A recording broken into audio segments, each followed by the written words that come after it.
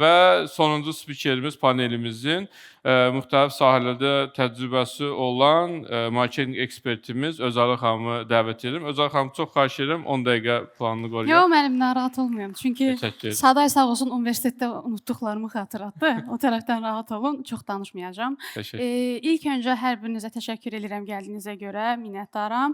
Sadəcə başlamadan qabaq bir dənə işim gərək etmək istədiyim bir şey var ki, auditoriyanın yaş aralığını bilmək istəyirəm. 18-25 yaşı olanlardan xahiş edirəm ki, ya əl çalın, ya əl çalın, bir enerjimiz qalxsın. Okay. 25-35. Ay maşallah. 35 üzərindəkilərdə o zaman tamam, səsinizə çıxarım. Tamam, başa düşürəm sizləri.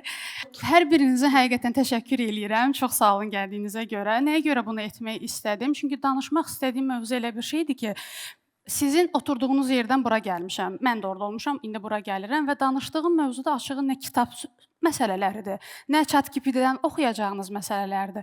Hamısı real bir кейslərdir və mən ona görə istədim ki, sizin yaşınızı bilim və açığı ona görə təqdimat da hazırlamamışam ki, mənim mövzum elə idi ki, bazarda hamı eyni görünəndə brend necə seçilir? Yoldaşlarım danışdı, həmkarlarım danışdı. Dedim ki, mən necə bir fərqlilik eləyim ki, tam fikirlər məndə olsun. Düşündüm ki, təqdimat hazırlamayım. Çox böyük bir riskdir, bilirəm. Amma girdim bu riskə, danışmaq istədiyim məsələ çoxdur çünki. Və nəzərə alsaq ki, indiki dövrdə hansısa bir brendi önə çəkmək və yaxud da ki, hansısa brendin fərqliliyini yaratmaq çox çətindir. Çünki siz adicənə marketə girəndə kim rəfin qarşısında 5 dəqiqə dayanır ki, mən bunu almaq istəyirəm. Təbii ki, o müəyyən qədər bəzi insanlar ola bilər, amma artıq sən marketə girdiyin zaman sənin ağlında bir fikir var ki, mən bu məhsulu alacağım. Nəyə görə o məhsulu almaq istəyirsiniz? Özünüz sual versiniz mi? Varmı elə bir cavab deyəcəyiniz ki, niyə görə hansısa bir marketə girirsiniz və sizin ağlınızda bir şey var, gedib yalnızca onu almaq istəyirsiniz? Bunun əsas fikri nədir? Cavab demək istəyən varmı? Necə? Bir növ, bəli, doğrudur, razıyam sizinlə və burada əsas məsələ nədir? Artıq sizin alışdığınız məsələlər var, brendə bağlılığınız var və burada sizin artıq risk almamaq məsələsi var. Yəni, normalda sizin yaxşı bir qonağınız olanda çalışırsınız ki, bildiyiniz restorana aparasınız ki, risk götürməyəsiniz, bildiyiniz yeməkləri, bildiyiniz təamları orada sifariş verəsiniz və əsas məsələ isə tanış afisiyant olsun ki, mənə qulluq eləyəndə tanısın və mən orada hansısa bir riski almayım. Və burada artıq brendlərdə fərqi yoxdur. Brendin biz yeri gələndə, misal üçün, marketə girəndə və yaxud da ki, hansısa restorana gedəndə artıq bir müddətdən sonra onun nə loqosu və yaxud da ki, onun digər şeylər, hər bir şey yaddan çıxır. Orada artıq bizə nə qalır geriyə? Bizə verdiyi dəyər, bizim orada özümüzü hiss etdiyimiz məsələlər və bunların hamısı artıq bizdə müəyyən qədər bir dəyər yaradır. Və nəzərə alsaq ki, hansısa bir düşünün ki, sosial mediada bütün hamı loqolarını bağlasa, sadəcə adlı qalsa və indi mən sizə qırmızı rəng desəm, sizin ağlınızda ilk 3 dənə şirkət gələcək və bunların adlarını da açığı mən də çəkmək istəmirəm. Və yaxud da ki, sarı rəng desəm, hansısa bir şey desəm, artıq onlar müəyyən qədər öz rəngləri ilə, tonları ilə artıq yadda qalıbdır. Və burada bizim fərqliliyimiz də brend olaraq, şirkət olaraq burada ortaya çıxır. Mən haradasa 2016 idi, 17-ci ildir bilmirəm. Mingəçevirdə hansısa bir problem olmuşdu. Şəhər 2 gün işıqsız qalmışdı. Belə bir case baş vermişdi. Mən o zaman hələ çox junior bir vakansiyada çalışırdım və onda belə bir şey var idi ki, rəhbər gəldi ki, satış yoxdur. Marketinq olaraq nəsə eləyən. Standart olaraq hər zaman kimi nəsə olanda hamı marketinqin üstünə qaçır. Nə eləyin deyə düşünəndə və bizim o zaman bir X şirkətlə əməkdaşlığımız var idi. Hansı ki, bu taksi şirkəti idi. Və düşündüm ki, mən heç kəsin evində işıq yoxdur. Heç kəsdə, yəni kimdə generator varsa, artıq indi o istifadə eləyə bilir. Və biz düşündük ki, nə eləyə bilərik ki, həmin ərəfədə satışlardan müəyyən qədər, yəni düşünün ki, günə 200 nəfər adam gəlməlidir, gələ bilmir, çünki zaretka yoxdur, bizdə indi generator var, generator işləyir, amma həmin bu prosedurları eləyəcək adamlar üçün gələn adam yoxdur. Və müəyyən qədər də artıq bizim o, müştəri bazamız yığılıbdır və bilirik ki, bu gün bu adamlar gələcək. Həmin o şirkətlə, taksi şirkəti ilə danışdıq və həmin gün üçün müəyyən bir, endirim faizi aldıq onlardan. Çünki zaten elə çox bir gedən gələn yox idi deyən onlar da bizə elə bir, babalıq elədilər, endirim saldılar, verdilər bizə və biz həmin, dəqiqə götürdük həmin o müştəri datasını yığdığımız adamları bir-bir zəng elədik ki, gəlin, həm telefon sizi evinizdən götürürük taksi ilə, heç bir ödəniş olunmur. Sizi evinizdən götürürük, siz gətiririk həmin bura və sizin bu prosedurlar olunur. Üstəgəl də həm çayınızı için, həm, telefonunuzu zaryadkaya qoyun, müəyyən qədər həmin o qaranlıq və yaxud da isti yay ayları idi, çox isti idi. Həmin o istidənsə gəlin sərin bu yerdə yaxşı bir istirahət eləyin və belə elədiyimiz halda normalda bizim müştəri, həmin gün qəbul edəcəyimiz müştəri 60-a qədər idisə, biz 120-yə qədər qaldıra bilmişdik o rəqəmi və bu onun 2 qatı idi.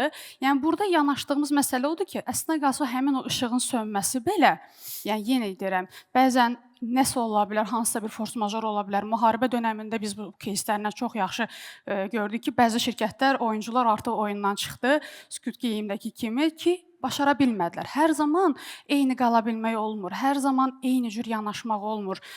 Copy paste də yoldaşlarım bayaq dediyi kimi də ki, Qırmızı okeandan misal çəkdi ki, götür yapışdır. Razıyam, işləyir, amma bir yerə qədər. Yəni sən bazarda hansısa bir fərqliliyi tapıb bir dənə fərqliliyə görə həmin bazarda bir şirkət yaradırsansa, o getməyəcək. Yəni düşünün ki, bu gün hansısa bir şirkət deyim, misal üçün də taksilərlə bir problemlərindən biri nədir? Dünən belə bir məsələni danışdıq. Kartla şey eləmək məsələsidir, karta pul atmaq məsələsidir ki, kartı atın, bəs bu şeydə bizə ziyandır falan filan, amma çalışırlar orada. İndi sən gəlib durub ki, bir dənə eyni copy paste kimi şirkət yaradıb, taksi şirkəti, həmin taksi şirkətinə deyirsən ki, orada sürücülərə kartdan kart atmaq məsələsi şeydir. Siz artıq kartdan kart ata bilərsiniz, problem yoxdur, nəqd işləyə bilərsiniz. Amma düşünmür ki, həmin bu qədər bazası olan şirkət, bu qədər büdcəsi olan şirkət bir dənə belə eləsə, həmin o istədiyi şeyi təzədən keçirsə nəqd şəkilə, artıq sən yenidən uduzmuş olursan. Və biz artıq bazara girdiyimiz zamanda digərlərindən fərqimiz olması üçün də ilk addımını attığın zaman bilməlisən ki, hansı bazardasan. Yəni qırmızısı, mavisi söhbətindən hələ ondan da qoyuram kənara. Yəni siz hansı bazardasınız? Azərbaycan reallığını da anlamalısınız. Bilməlisiniz ki, siz Silikon vadisində deyilsiniz, siz Azərbaycandasınız. Sizi nələri gözləyir və siz fərqlənmək üçün nələr etməlisiniz? Təbii ki, çox fərqlilikdə çox itirmək deməkdir. Yəni bunu da səhv salmayaq. Çünki bəzən biz cool görünmək üçün çox fərqli şeylər etmək istəyirik, amma sonra yaddan çıxır ki, biz Azərbaycanlıyıq. Bəzi yeniliklər bizə çox da adaptasiya etmək mümkün olmur. Çünki nəyə görə?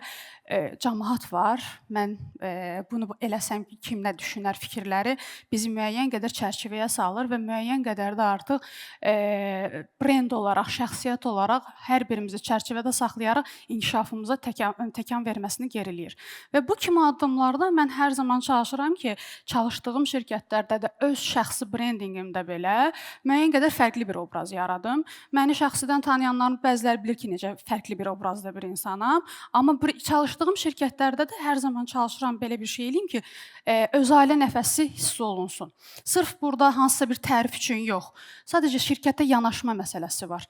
Girirəmsə hansısa bir şirkətə, müəyyən qədər orada bir fərqlilik yaradıb brendin əsas hisslərini, dəyərlərini qabardaraq çıxıram ki, marketdə var, bu məhsulda var, o da var, bu da var. Fərqin nədir sənin burada?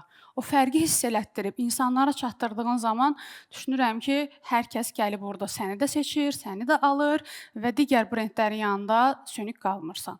Açığı mən qısa şəkildə danışıb sizləri çox yormaq istəmədim, çünki sorğu-suala vaxt ayırmaq istəyirəm. Çünki ChatGPT-nin AI-ın olduğu bir vaxtda bizim çox qayda qanunundan danışmağımızın bir mənası yoxdur.